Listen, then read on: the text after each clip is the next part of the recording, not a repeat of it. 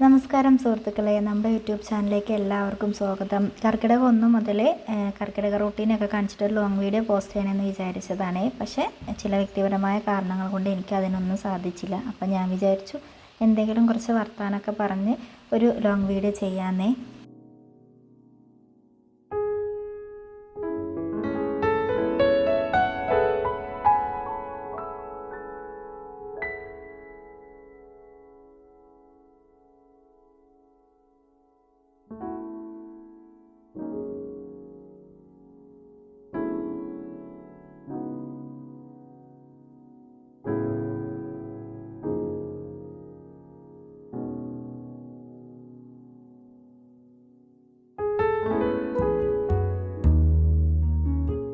നമ്മൾ മലയാളികൾക്ക് കർക്കിടകം എന്ന് കേൾക്കുമ്പോൾ ആദ്യം ഓർമ്മ വരിക എന്താണ്? പെയ്യാതെ തോരാതെ പെയ്യുന്ന മഴയും പഞ്ഞ കർക്കിടകം എന്നൊക്കെ നമ്മൾ വിളിക്കൂലേ. ദാരിദ്ര്യം, രോഗങ്ങൾ, അങ്ങനെ കുറച്ചേറെ നെഗറ്റീവ് ചിന്തകളൊക്കെ ആയിരിക്കും. എന്നാലും നിങ്ങൾ എപ്പോഴെങ്കിലും ചിന്തിച്ചിട്ടുണ്ടോ എന്തുകൊണ്ടാണ് നമ്മുടെ പൂർവികർ ഈ മാസത്തെ ഇത്രയധികം പ്രാധാന്യത്തോടെ കണ്ടിരുന്നതെന്ന്? ശരിക്കും കർക്കിടകം ഒരു ശാപമാസമാണോ? അതോ വരാനിരിക്കുന്ന ഒരു നല്ല കാലത്തിന് വേണ്ടി പ്രകൃതിയും നമ്മുടെ ശരീരവും ഒരുങ്ങുന്ന ഒരു പുണ്യകാലമാണോ? ഈ ഒരു 20 മിനിറ്റ് നമുക്ക് കർക്കിടകത്തിൻ്റെ യഥാർത്ഥ ശാസ്ത്രം, ആത്മീകത, ആയുർവേദ രഹസ്യങ്ങൾ, ഭക്ഷണ രീതികൾ, പുരാണ കഥകൾ എന്നിവയെല്ലാം ഒന്ന് ചെറുതായിട്ടൊന്ന് പരിശോധിച്ചാലോ? അഥവാ ഒന്ന് ചെറുതായിട്ടൊന്ന് എനിക്കറിയുന്ന കാര്യങ്ങൾ സംസാരിച്ചാലോ?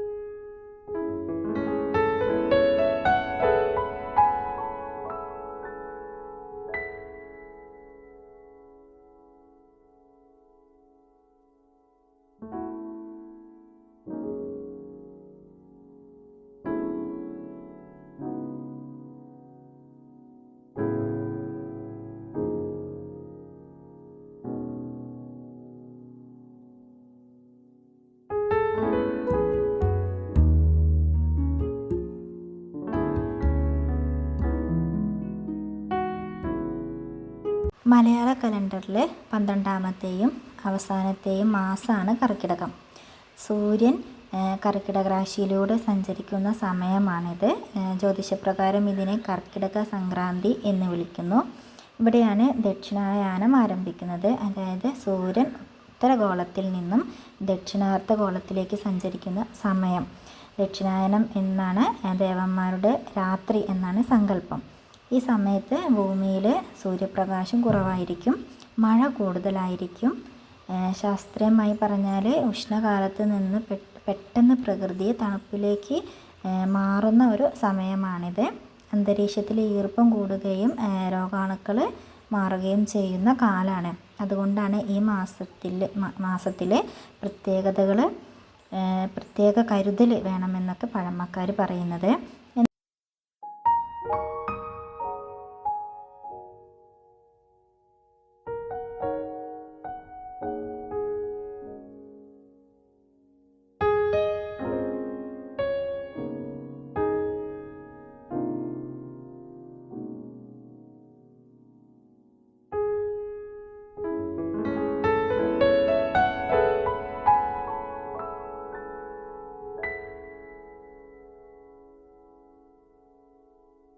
ഇന്ന് നമുക്ക് സൂപ്പർ മാർക്കറ്റുകളും ഓൺലൈൻ ഡെലിവറികളും ഒക്കെ ഉള്ളതുകൊണ്ട് പഞ്ഞത്തിൻ്റെ ആഴം മനസ്സിലാകില്ല.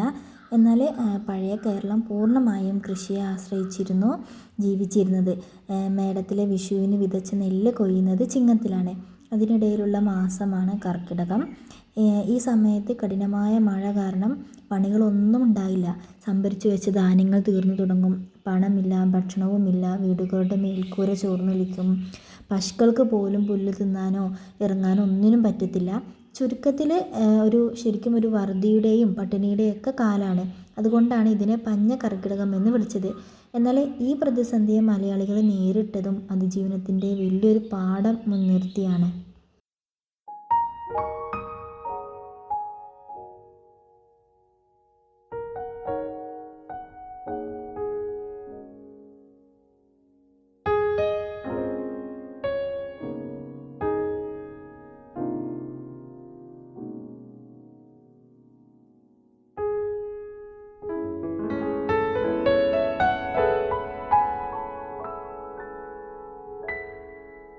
കർക്കിടകത്തിൻ്റെ കറുപ്പിനെ മാറ്റാൻ നമ്മുടെ പൂർവികർ കണ്ടെത്തിയ ഏറ്റവും നല്ലൊരു വഴിയായിരുന്നു ഈ ആത്മീകത.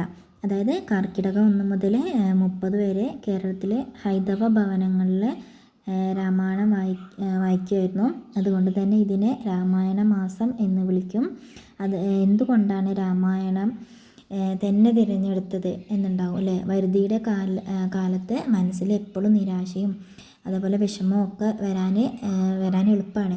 അപ്പോൾ ശ്രീരാമൻ്റെ ജീവിതം എന്നത് കഷ്ടപ്പാടും ത്യാഗങ്ങളൊക്കെ നിറഞ്ഞതാണല്ലോ. അപ്പോൾ രാജകൊട്ടാരത്തിൽ നിന്നിട്ട് കാട്ടിലേക്ക് പോകേണ്ടി വന്ന രാമൻ്റെ കഥ വായിക്കുമ്പോൾ മനുഷ്യർക്ക് തങ്ങളുടെ താൽക്കാലിക കഷ്ടപ്പാടുകളെ സഹിക്കാനുള്ളൊരു മാനസിക കരുത്ത് ലഭിക്കും. അധർമ്മത്തിന് മേലെ ധർമ്മം വിജയിക്കും എന്ന പ്രത്യാശയാണ് രാമായണം നൽകുന്നത്. കൂടാതെ തന്നെ ഈ മാസത്തിലാണ് പ്രശസ്തമായ നാലമ്പല ദർശനമൊക്കെ നടത്തുന്നത്. നമ്മുടെ മധ്യ കേരളത്തിൽ തൃപ്പയാർ ശ്രീരാമക്ഷേത്രം, ഇരിങ്ങാലക്കുട ഭരതക്ഷേത്രം, മുഴിക്കുളം ലക്ഷ്മണ ക്ഷേത്രം, പയ്യമ്മൽ ശത്രുഘ്ന ക്ഷേത്രം എന്നീ 4 ക്ഷേത്രങ്ങളിൽ ഒരേ ദിവസം ദർശനം നടത്തുന്നത് വലിയ പുണ്യമായിട്ടൊക്കെ കരുതപ്പെടുന്നു. നിങ്ങൾ ആരെങ്കിലും നാലമ്പല ദർശനം നടത്തിയോ? ഇവിടെ നിന്ന് കുറച്ച് ആൾക്കാർ പോയിട്ടുണ്ടായിരുന്നു കേട്ടോ. ഞാൻ എപ്പോഴും ആഗ്രഹിക്കുക, സാധിച്ചിട്ടില്ല. അടുത്ത പ്രാവശ്യം പറ്റിയെങ്കിൽ ഒരു നാലമ്പല ദർശനം നടത്തണം എന്നൊക്കെ വിചാരിക്കുന്നുണ്ട്.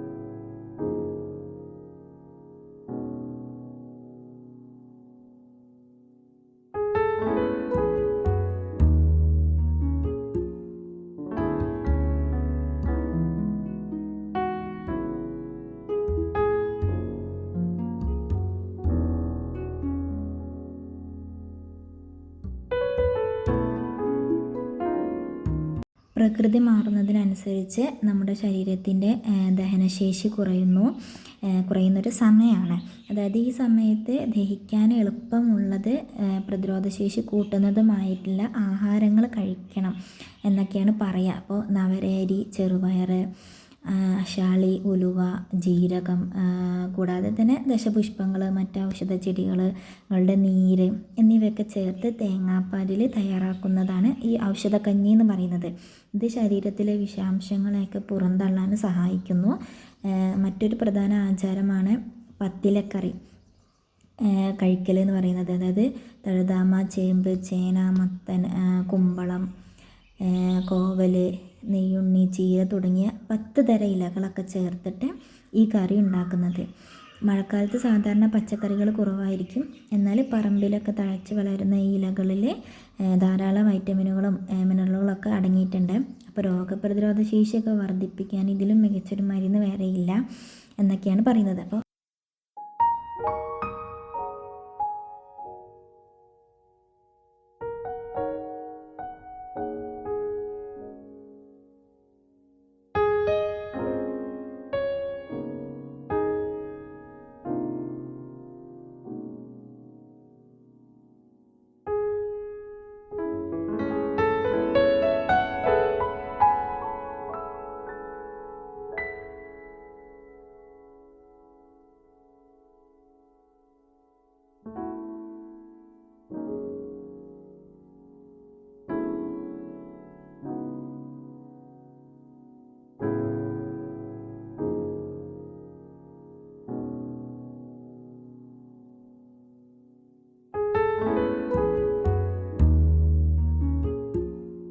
കർക്കിടകത്തിൽ ആനയും വീഴും എന്നൊരു ചൊല്ലുണ്ട്. അതായത് അത്രയ്ക്ക് തണുപ്പുള്ളൊരു കാലമാണ്. അപ്പോൾ ഈ സമയത്ത് കർക്കിടകത്തിൽ സുഖചികിത്സ, ഉഴിച്ചിലുകളൊക്കെ നടത്താറുണ്ട്. അപ്പോൾ എന്തുകൊണ്ടാണ് കർക്കിടക മാസം ഇതിനായിട്ട് തിരഞ്ഞെടുക്കുന്നത് എന്ന് ചോദിച്ചാൽ, ഇപ്പോൾ നമ്മളൊരു ആയുർവേദ പ്രകാരം ആണെങ്കിൽ ഈ സമയത്ത് അന്തരീക്ഷം തണുപ്പായതുകൊണ്ട് തന്നെ ശരീരത്തിലെ സുഷിരങ്ങൾ നന്നായിട്ട് തുറന്നിരിക്കും. അപ്പോൾ നമ്മൾ തേക്കുന്ന ഔഷധ എണ്ണകൾ ശരീരത്തിൽ വേഗത്തിൽ ആഗീകരണം ചെയ്യും. ഉഴിച്ചിൽ, പിഴിച്ചിൽ തുടങ്ങിയ ചികിത്സകൾ വഴി ശരീരത്തിലെ വാത, പിത്ത, കഫദോഷങ്ങളൊക്കെ സമനിലയിൽ ലയിക്കുന്നു എന്നൊക്കെ എന്നതൊക്കെ വേണ്ടിയിട്ടാണ് നമ്മൾ ഒരുപാട് ആയുർവേദ ചികിത്സകളൊക്കെ ചെയ്യാറുള്ളത്.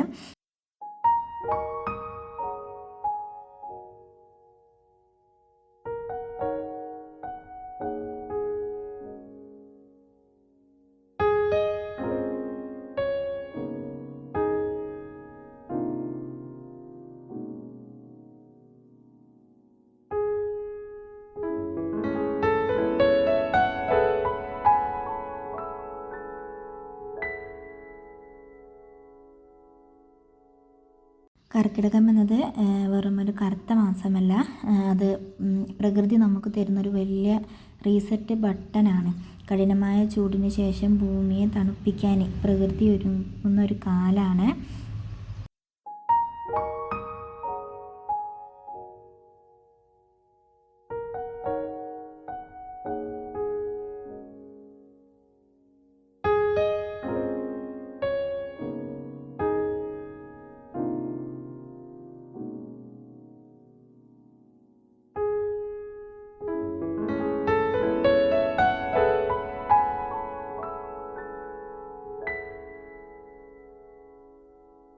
കർക്കിടക സംക്രാന്തി ഡീപ്പ് ക്ലീനിങ്ങിന് ഞാനിതൊക്കെ പറഞ്ഞ് വീഡിയോ ചെയ്തിട്ടുണ്ടായിരുന്നു. പക്ഷേ ഹോസ്പിറ്റലായതുകൊണ്ട് തന്നെ ബാക്ക്ഗ്രൗണ്ട് സൗണ്ട് ഭയങ്കരമായിട്ട് ഹോസ്പിറ്റൽ അന്തരീക്ഷമായിട്ടൊക്കെ ആയിരുന്നു. അപ്പോൾ ഇനി നിങ്ങൾക്ക് ആർക്കെങ്കിലും കൂടുതൽ മനസ്സിലായിട്ടുണ്ടാവുമോ ഇല്ലേ എന്നൊക്കെ വിചാരിച്ചിട്ടാണ് ഞാൻ ഒന്നും കൂടി ഒരു വീഡിയോ പോസ്റ്റ് ചെയ്യുന്നത്.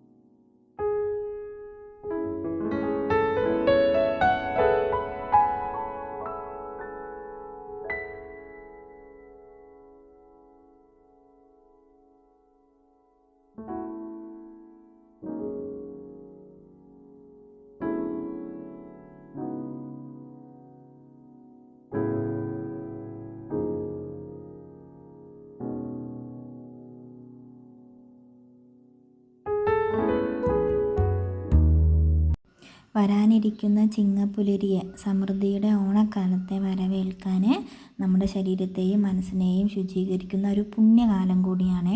അപ്പോൾ ഈ വർഷത്തെ കർക്കിടകത്തിൽ നിങ്ങൾ മനസ്സുകൊണ്ടും പ്രാർത്ഥനകളിലൊക്കെ ശരീരം കൊണ്ടൊക്കെ നല്ല ഭക്ഷണ രീതികളിലും പങ്കാളികളാവുക. വരുതികളൊക്കെ അതിജീവിച്ച് ഐശ്വര്യത്തിലേക്ക് നടന്ന് നീങ്ങാൻ നമുക്ക് ഏവർക്കും സാധിക്കട്ടെ.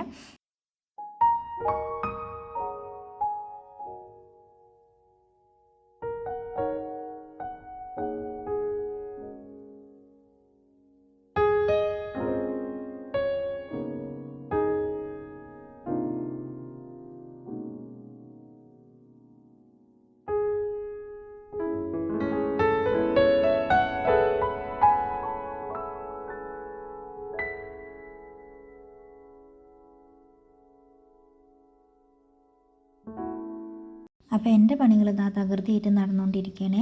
മക്കൾക്ക് ഏറ്റവും ഇഷ്ടം ഗോതമ്പ് ദോശയാണ്. ഞാനിതിന് മുമ്പുള്ള പല വീഡിയോസിലും പറഞ്ഞിട്ടുണ്ട്. അപ്പോൾ രാവിലെ ഗോതമ്പ് ദോശയായിരുന്നു. കാരണം അത് വെച്ചിട്ട് അവർക്ക് പല ആകൃതിയിലുള്ള ദോശകളൊക്കെ ഞാൻ ചുട്ടു കൊടുക്കാറുണ്ട്. അതുകൊണ്ടൊക്കെ ആയിരിക്കാം. പിന്നെ മുട്ടക്കറി മക്കൾക്ക് ഭയങ്കര ഇഷ്ടമാണ്. അപ്പോൾ അധികം എരിവിടാതെ മുട്ടക്കറി ഉണ്ടാക്കി കൊടുത്തു. അപ്പോൾ അവർ ചായയൊക്കെ കുടിച്ച് അവരെ മാറ്റലൊക്കെ കഴിഞ്ഞിട്ട് ഇതാ ഏട്ടൻ അവരെ സ്കൂളിലേക്ക് കൊടുന്നാക്കിയ. ഇന്ന് വൈകിട്ട് എനിക്ക് തിരിച്ച് ഹോസ്പിറ്റലിൽ തന്നെ പോകണോണ്ട് പണികളൊക്കെ പെട്ടെന്ന് തീർക്കണം. പിന്നെ ഇന്ന് ചെറിയൊരു വെയിലൊക്കെ കാണുന്നുണ്ട്. അപ്പോൾ തുണികളൊക്കെ വേഗം ഉണങ്ങാനുള്ളതൊക്കെ ഉണക്കണം. കാരണം വന്നപ്പോൾ ഒരുപാട് തുണികളായിട്ടാണ് ഞാൻ വന്നത്. അപ്പോൾ അതൊക്കെ ഒന്ന് ഉണക്കിയെടുത്തിട്ട് വേണം എനിക്ക് പോകാൻ വേണ്ടിയിട്ട്. അപ്പോൾ വേഗം ഞാൻ പണികളൊക്കെ തീർക്കണം. അപ്പോൾ ഇതിൻ്റെ ഇടയിൽ എനിക്ക് ബാങ്കിലൊന്ന് പോകണം, പല പല ആവശ്യങ്ങളും ഉണ്ട്. അപ്പോൾ അതൊക്കെ ഇന്ന് വൈകിട്ട് മക്കൾ സ്കൂൾ വിട്ട് വരുമ്പോഴേക്കും ആ കാര്യങ്ങളൊക്കെ ചെയ്ത് തീർത്തിട്ട് അവരെ വീട്ടിലാക്കിയിട്ട് വേണേ തിരിച്ച് പോകാൻ വേണ്ടിയിട്ട്. അപ്പോൾ ഇനി പോയി കഴിഞ്ഞാൽ ഒരു 3 ദിവസം കൂടി കഴിഞ്ഞിട്ടേ വരത്തുള്ളൂ. അപ്പോൾ കുറേ ദിവസം വീടൊക്കെ അടച്ചിട്ടുകൊണ്ട് തന്നെ ഒരുപാട് പൊടികളും മാറാലയൊക്കെ ഉണ്ടായിരുന്നു കേട്ടോ. അപ്പോൾ വന്ന പിറ്റേ ദിവസം അതൊക്കെ വൃത്തിയാക്കാൻ വേണ്ടിയിട്ടാണ് നിന്നത്. അതുകൊണ്ട് ഇന്നിപ്പോൾ എനിക്ക് വലിയ രീതിയിൽ മാറാല തട്ടി അടിക്കേണ്ട ആവശ്യമൊന്നുമില്ല, വേഗം ഒന്ന് അടിച്ച് തുടച്ചിട്ടാൽ മതി. അപ്പോൾ ഇനിയിപ്പോൾ 3 ദിവസം കഴിഞ്ഞ് വരുമ്പോഴേക്കും പിന്നെയും പഴയ പോലെ തന്നെ ആയിട്ടുണ്ടാവും. മുറ്റത്തൊക്കെ തെങ്ങിൻ്റെ പൂവും ഒക്കെ വീണ് ആകെ വൃത്തികേടായി കിടക്കുന്നുണ്ടാവും. അപ്പോൾ ഇനിയൊക്കെ വന്നിട്ട് ചെയ്യാം. ഇനിയിപ്പോൾ ഹോസ്പിറ്റൽ കാര്യങ്ങളൊക്കെ കഴിഞ്ഞ് വന്നിട്ട് ഒന്നും കൂടി വീടൊക്കെ ഒന്ന് നന്നായിട്ട് വൃത്തിയാക്കണം. കാരണം നമ്മൾ അടച്ച് ഉപയോഗിക്കുന്നില്ല എന്ന് പറഞ്ഞിട്ടും കാര്യമില്ല, അടച്ചിടുമ്പോഴും വീട്ടിൻ്റെ ഉള്ളിലൊരു ഈർപ്പവും പൊടികളും ഒക്കെ ഉണ്ടാവും. അപ്പോൾ കുറച്ചൊക്കെ ഞാൻ വൃത്തിയാക്കിയിട്ടുണ്ട്. ഇനിയിപ്പോൾ 3 ദിവസം കഴിഞ്ഞ് വന്നിട്ട് വേണം ശരിക്കും ഒന്ന് നല്ല ഡീപ്പ് ക്ലീനിങ് ചെയ്യാൻ വേണ്ടിയിട്ട്.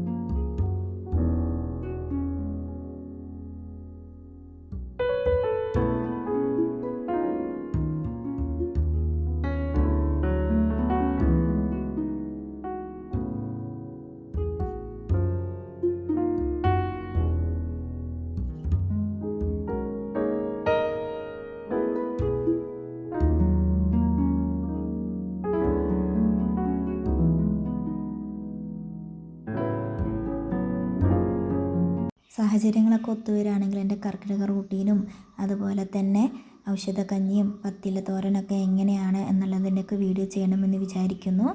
അപ്പോൾ ഈ വീഡിയോ നിങ്ങൾക്ക് ഉപകാരപ്രദമായി എന്ന് ഞാൻ കരുതുന്നു. നിങ്ങളുടെ കർക്കിടക ഓർമ്മകൾ, കർക്കിടക റൂട്ടീന് അതൊക്കെ ഒന്ന് താഴെ കമൻറ്റ് ചെയ്യണേ. അതുപോലെ തന്നെ നിങ്ങൾക്ക് ആദ്യമായിട്ട് കാണുന്ന കൂട്ടുകാരാണെങ്കിൽ ചാനൽ സബ്സ്ക്രൈബ് ചെയ്യാനും വീഡിയോ ലൈക്ക് ചെയ്യാനും മുമ്പിട്ടിട്ടുള്ള പഴയ വീഡിയോസൊക്കെ ഒന്ന് കാണാനും ശ്രമിക്കണേ. അതുപോലെ നിങ്ങൾക്ക് വീഡിയോ ഇഷ്ടപ്പെടുകയാണെങ്കിൽ, ഉപകാരമായെന്ന് തോന്നുകയാണെങ്കിൽ ഇത് നിങ്ങളുടെ സുഹൃത്തുക്കൾക്ക് ഷെയർ ചെയ്യാനും മറക്കരുത്. അപ്പോൾ ഇതുപോലെയുള്ള വേറൊരു വീഡിയോ ആയിട്ട് വരുന്നത് വരയ്ക്കും എല്ലാവർക്കും നന്ദി, നമസ്കാരം. പിന്നെ പ്രത്യേക എണ്ണയിടലും മസാജിങ്ങും നൽകുന്നത് വരും വർഷം മുഴുവൻ ഉന്മേഷത്തോടെ ഇരിക്കാൻ ഈ ഒരു മാസത്തെ പരിചരണം സഹായിക്കും കേട്ടോ.